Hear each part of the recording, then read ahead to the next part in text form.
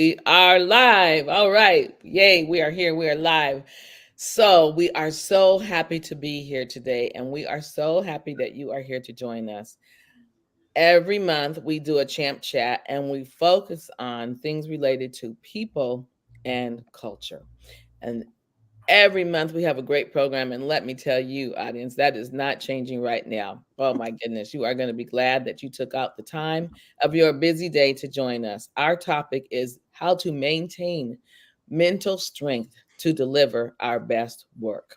So we are so excited that you're here today. And audience, I want to thank you again. And here's what I want to tell you, audience. What I know for sure, again, you got something else you could be doing today, but you cared enough about this subject and you cared enough about understanding how to do your best work and support other people to do theirs. And so here you are, and we want to thank you for that. I'm Michelle Beauchamp, and my company is called The Champ Group. What I do is I partner with companies to help them and their teams build their people skills so that their people can thrive and feel as though they belong. That's what I do. And I love doing this show once a month because I think it really brings things to the forefront and helps us talk about subjects that need to be discussed. I want to introduce our guest speakers. And the audience, what I want to ask you to do is go ahead in the comments and put your name so that we can know you're here. We want to give you a shout out.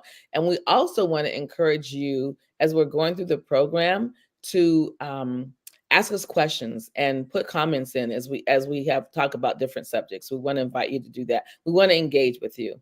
So I am super excited to introduce our guest today, Ashok and Gloria, who goes by Glow. She said it's GLO, and I think it's GLOW because she glows. So I'm going to ask our guest speakers to introduce themselves and tell just a little bit about what they do, and you're going to see why it's important that you came. Ashok, I'm going to start with you. Thank you so much for having me on the show, Michelle, and thanks. It's wonderful to meet Gloria. So I'm a psychiatrist. My name is Ashok Bhattacharya, but I actually am not a psychiatrist. I spend most of my time dispensing empathy, and that's why I opened the Empathy Clinic many years ago. And I use empathy to diagnose and treat my clients and see using my empathic techniques to help them the most. Thank you so much. Okay, Ashok, I'm so glad you're here. And I just put Barbara Ann, who joins us with the ILVW all the time. Barbara Ann is such a great participant here on this Champ Chat too as well. And I so appreciate you joining again, Barbara Ann. And then we have Tanya. Hey, Tanya, you got to make it. That's good. And we have Michelle Alexander. So that is awesome. We're so happy that you all joined us today. Thank you so much. So, Gloria or Glow, introduce yourself. Good morning, good afternoon, good evening, good night, whatever you're feeling, I'm there with you. My name is Gloria Cotton, and I buzz when someone uses the word glow. So if you don't like nicknames, I'm not mad at you. You don't have to use that, but it really makes me feel good. I live in the Chicago area. I'm a native Chicagoan. Every now and then I will say y'all and stuff like that because I like it. So I'm from the south side of Chicago. That's as far south as I go. Okay. My background is human resources, organizational development. I've used that for the last 30 years to help me in my work that I do as a diversity, equity, and now inclusion, whatever letters you want to put on it, Right. just helping people connect. And here's the bottom line, y'all. DEI is about connections with yourself and others in respectful ways. And really quickly, so people can have 6 things. I do life coaching and all that other stuff. Okay, so people can feel welcome, valued, respected, heard, understood. Don't just hear me, understand me. And then support me in a way that I need to be supported. See, all of that, some people don't even know that. So discovering that and sharing that is what I love to do. All right, Glow. And you have Thank you. Tanya there that said she's from the South Side too. So there you go. Okay, so audience, thank you so much, audience. See, I love it. You're already engaging with us, and that's what we want. So thank you so much. You are in for a treat. I'm going to start off with some statistics, okay? Because we're going to talk about the importance of mental health. So some eye-opening statistics are, first of all, 76%, this come from some research I just saw, 76% of workers reported that they had at least one symptom of mental health challenges, right? 84%, that's a lot. 84% said that the workplace contributed to some of their mental health challenges. 84%. That's huge.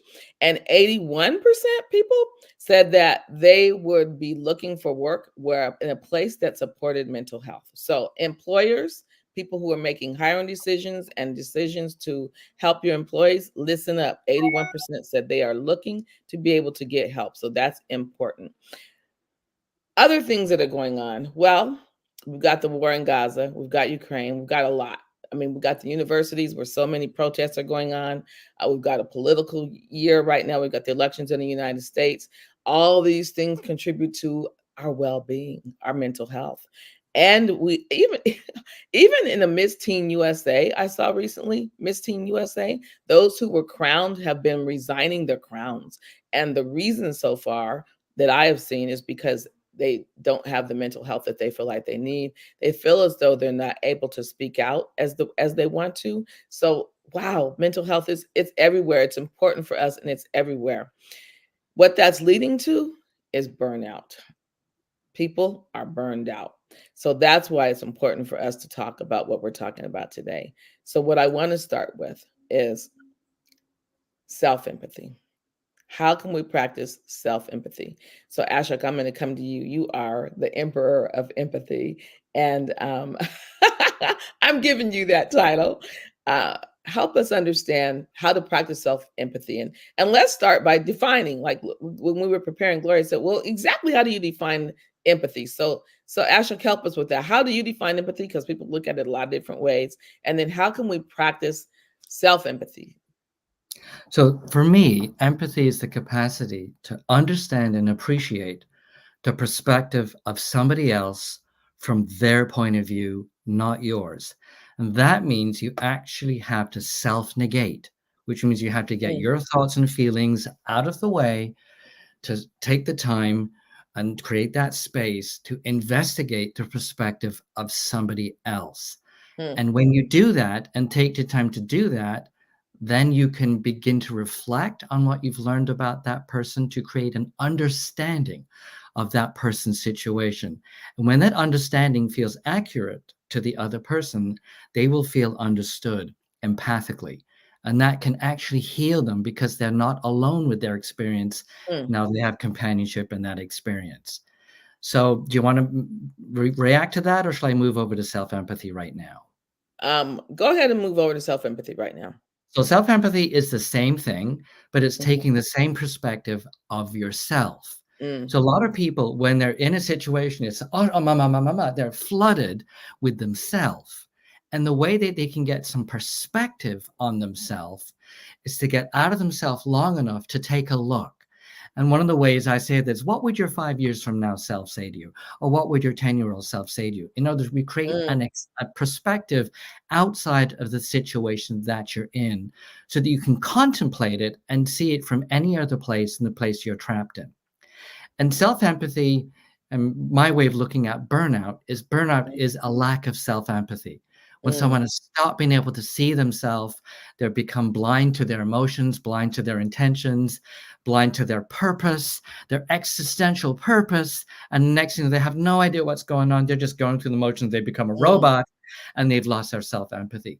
So when I meet people in my office as a clinician, as a psychotherapist, what we're actually practicing is getting some space from themselves in an office to talk about themselves over there when they're here with me. And self-empathy, I can tell you this, it's curative of a lot of things. I'll leave it there.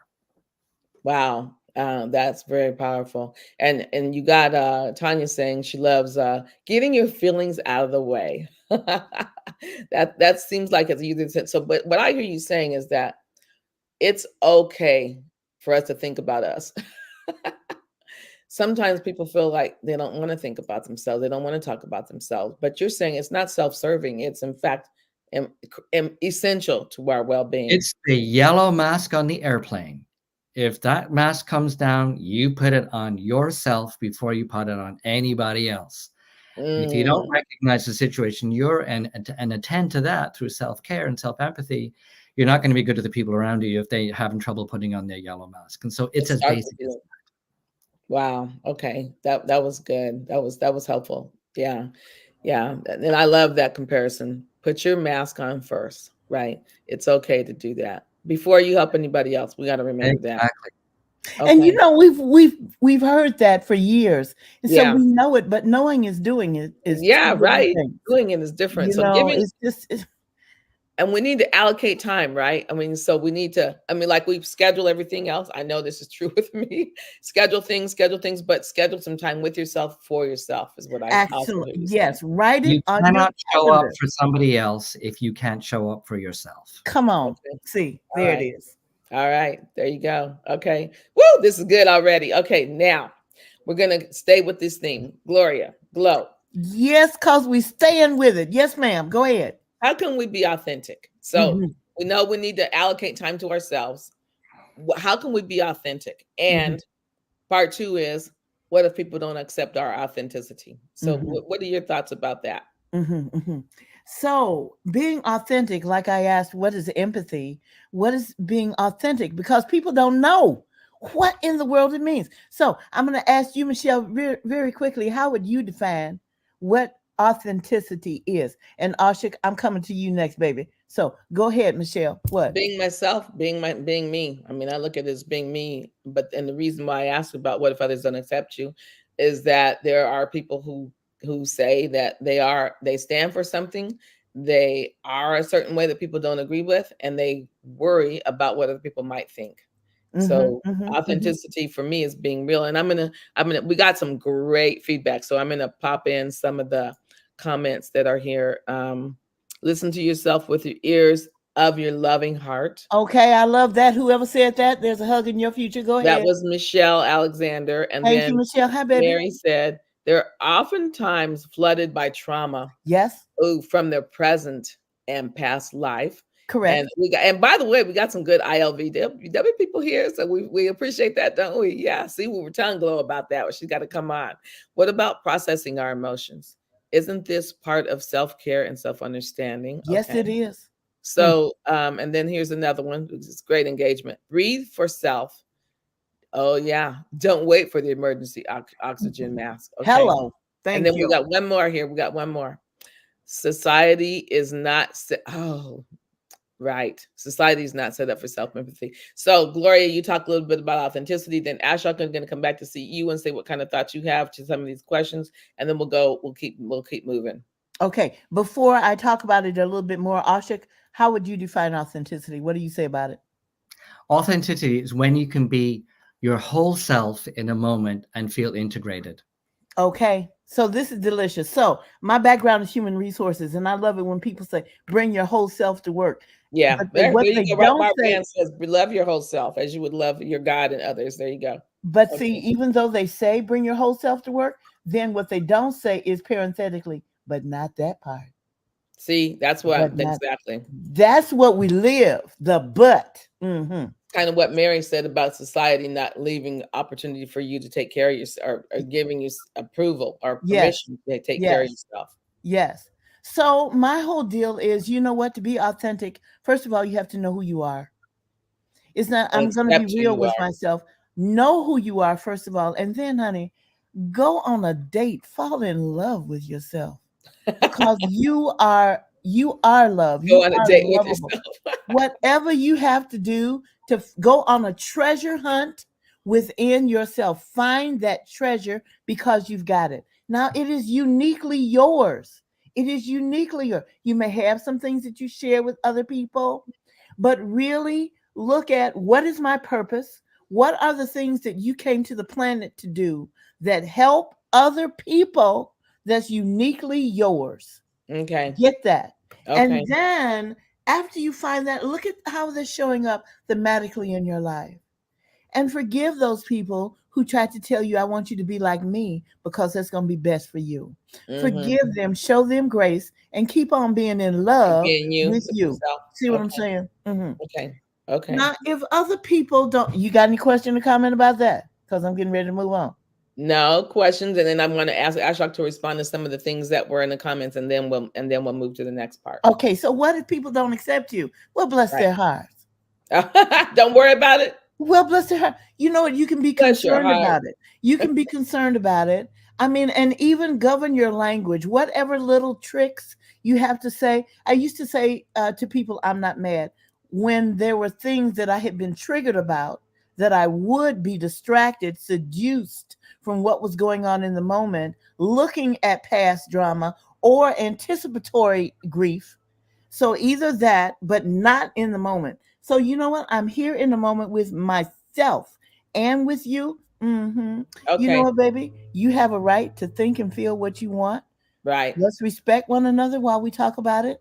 Then I'm gonna handle my business and you handle yours. That's it. Okay. So you're saying don't worry about it. Okay. You've had a couple more. Barbara Ann said, speaking her language. Rhonda, hey, Rhonda. Self empathy means that external validation is not required before we extend kindness and compassion to ourselves as we would others. All right, Rhonda. Hey, okay, good. Now, okay, Gloria, we got it.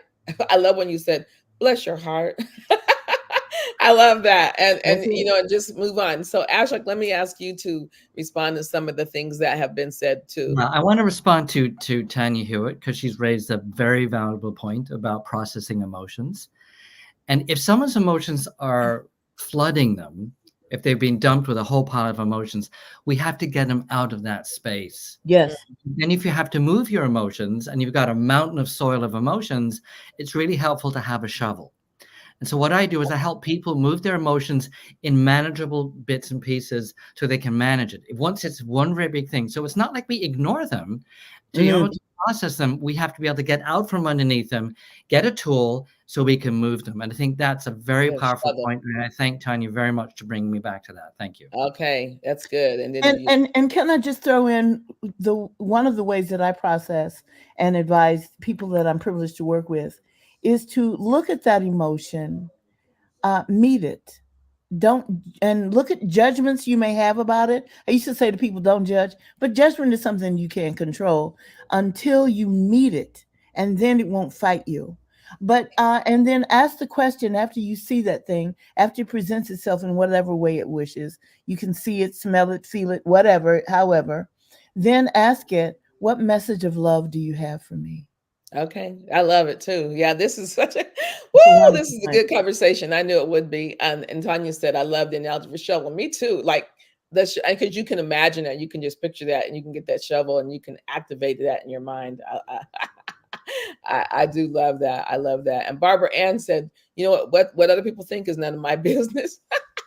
That's the kind of self-talk that we need to have. I mean, it is all about the self-talk, and that's really powerful.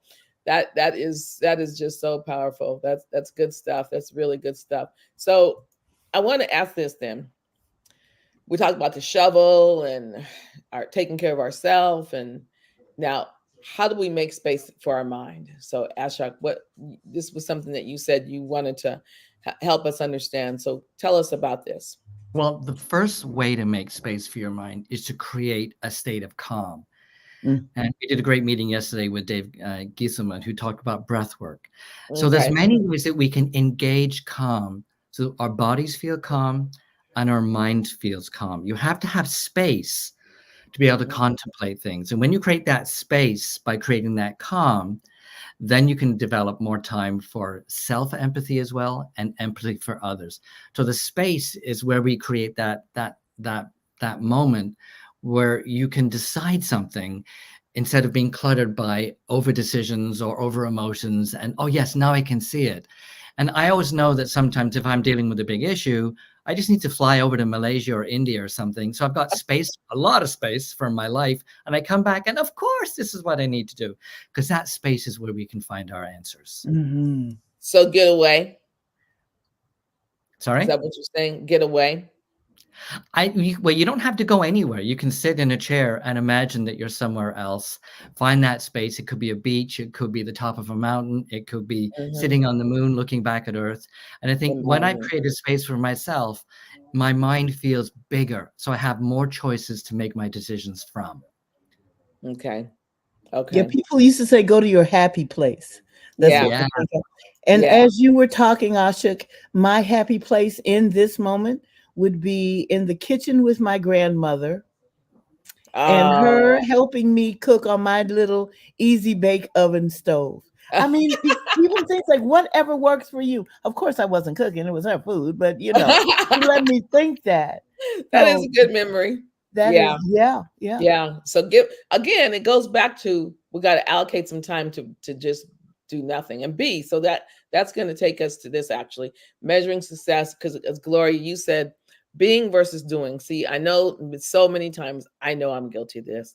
It's Mhm, been do this, mhm, do that, feel like I did it, cross it off the calendar, do this, do that, list got accomplishments. And mhm, you're saying being versus doing. mhm. So So, help so, us understand how do we do how do we do that? well, first of all, this is going back to what we've been talking about self-empathy and I say self-love. We have to know who we are. Who is our being? What is Okay. our being? I've taken to writing the word myself with capital M, lowercase y, and then a space, and then a Mm, capital S for self. Do I know? And so I'm dating me. I'm dating me right now to find out what I might have been missing. So when we do that and connect with all those physically, emotionally, psychologically, mentally, and spiritually, whatever that means to you, mhm, with that being all together, even if one is kind of limping, but you're mhm. acknowledging and loving yourself, then looking at your purpose and allow that to guide your doing. Use that as a measuring tool. But what we do is we take all these other imposter things Okay. that we have been rewarded for. Mm, Wait a minute, I mhm. make my money if I do this right here. Right. Okay. Mhm. So, Yeah. how many times there have been times in my life that I've said, you know what, I'm not the best person for you. Oh, There's oh, someone else who right. is better able to work with you, or Mhm. I don't feel it. I'm not feeling that client right there. And so Mm, how if I'm motivated by money only, right. then and money is important. It's an energy exchange that we Right. use in the Right. world today. But you know what? If that overshadows everything, then Right. what about the rest of myself Yeah. And yeah. that I might be ignoring? Mhm. Okay. And so this is why sometimes people who have achieved everything are so unhappy because they've been so busy doing. Doing. One of my favorite movies, and then I'll be quiet. One of my favorite movies is The American President with the ever gorgeous Michael Douglas. And what he says at the end of the movie is, "I was so busy doing my job that wait, I was Wait, so what did he say?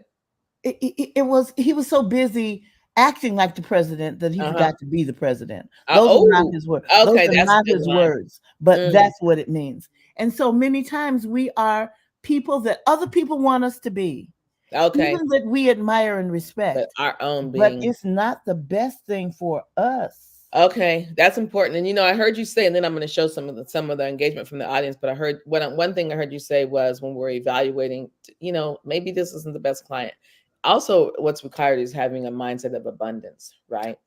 When we have a mindset of abundance, then we're not worried about turning something down because there's a lot of pieces in the pie, right? Thank you. So And a blessing for somebody else. And I may yes, be stopping my exactly. blessing while I'm fooling around with this. Come on. Now, we got a lot of comments here. I love it, audience. Thank you so much. You are being so great. Okay, Michelle Alexander said, a prevailing challenge in my practice with youth and young adults. Identifying and naming our feelings is very difficult. So this is a loving call to self to find the word, sound, or language that expresses our emotions to ourselves. So we breathe and we learn the words. Thank you, Michelle. And then Tanya Mhm. said, remember your grandmother's advice. Count to 10, take some deep breaths to allow the space between the trigger and the reaction to enlarge and then be in control to choose the response. So again, when we sit down and think and give ourselves some time, we can go back to what our grandmother said in that kitchen right there. Come And on. then Michelle said, Glow knows me and our lights met each other. And so we have empathy and we know each other's lights. I love it. And Tanya said, I love this. If the match is not right, then don't pursue it. Exactly. And then Barbara, I love this engagement. Barbara said, I was so busy trying to keep my job, then I forgot to do my job. That's it. That's it. Right, Thank Barbara you. Ann. Oh my goodness. Thank That's you. awesome. This is why Tanya said, this is why you need to tell yourself the truth. Oh, the truth about yourself, right? You are not being authentic if you lie to yourself Oh Lord. about what brings you joy. Woo, we got the right people in here now. I'll tell you what. Yes, sir. And then let's see what else. This helps Gloria to get the noise out of our bodies so that we can hear our hearts louder. Isn't this engagement amazing? And then Michelle, abundance. Yes, we can always make more pie, right? There's enough ingredients out there for us to make more pie. Exactly. My mama's advice: don't keep trying to make sense out of nonsense. Okay. Oh, we are speaking the truth. We are speaking the truth. So, oh my goodness, I can't believe it. We only have a few more minutes left. I knew that. I mean, I had an agenda that had way too much on it. So, but I want to talk here about resilience. Okay. So before we wrap up, I want to talk about resilience. This has been so amazing. I have to tell you that I did have a recent health scare. I'm so blessed and honored to be here right now, but I did have a health scare. And so I have been practicing resilience. And so Ashok, I can use some help from you, but it has made me think about, well, I'll tell you what I'm going to confess here. I have been doing a better job with self-care. I realized with that health scare that I wasn't taking enough time for myself. I was too busy doing Glow and not busy enough being. And so I've learned how to do a better job with that. And I'm practicing right now resilience, making sure that I can bounce back and keep doing the things that I know I need to do. So what ideas or thoughts do you have, Ashok, on how we can all be, based on everything we have going on, and to do a better job having self-empathy? How can we practice empathy, resilience? So I have a lot to say about resilience. I actually have a video on YouTube called FemPosh. People can look at that. But I'm not going to summarize that. I'm just going to focus on a few issues with resilience. Okay. Something that people can do to practice resilience, and this might sound counterintuitive, is to help somebody else. When you help somebody else, I think that really empowers you to feel like a human again. Because human beings are fundamentally designed to help each other. It's one of the most powerful dopamine rushes we can get, is to meaningfully help somebody else and feel a sense of agency and a sense of connection. And the other thing I'm going to say before we finish is to ask for help. Yeah. We're not islands. We have to ask for help. And if you can help someone and ask for help, your resilience is going to go up and up and up and up.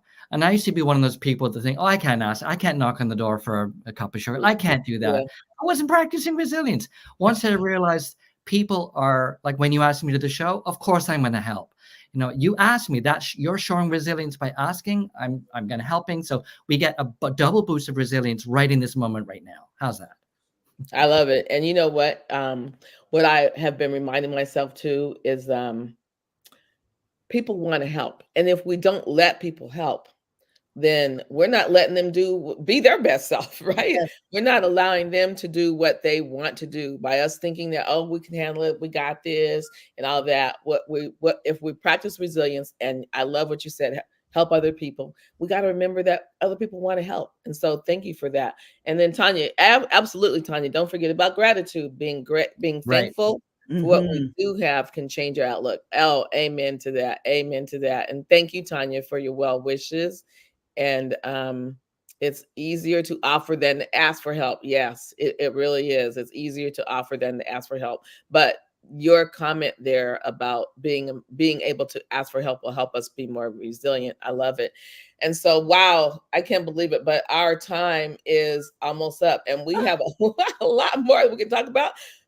And we respect everybody's time. Like we said in the beginning, there's many things that you could have chosen to do, but you chose to be here. And I have a feeling that you are really glad that you chose to spend this 30 minutes with us, because there have been some nuggets and some wisdom and some value today, really big value. So I thank you again so much, Glow and Ashok, so much. And audience, you have been so engaging, and I want to thank you so much.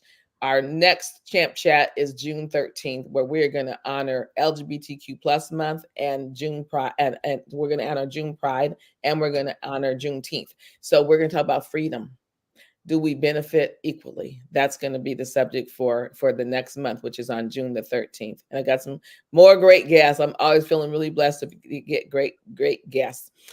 And so I'm going to wrap up, but I chose these two words at the beginning of the year: elevate and celebrate. And what I know now, and it really ties into what our conversation has been about too, is it's about elevating ourselves. I didn't think about that when I chose the word elevate, but after the last month, I've now realized it's about elevating ourselves. I have a slide here that has our contact information. So for those of you who have loved what we've talked about, we would love for you to reach out to us and let's continue the conversation with each other, right? So I want to encourage you to do that. And I've got lots of thank you. This was great. Thank you all. So all of our audience, we just really want to thank you. And please make sure you reach out to us and make sure that you elevate yourself and celebrate every day, right? And so again, I'm going to wrap because I know our time is up. And again, Ashok and Gloria, thank you so much for saying yes. And audience, thank you. I hope to see you next month. Thank you so much. Thank you. Bye. Bye-bye. Bye.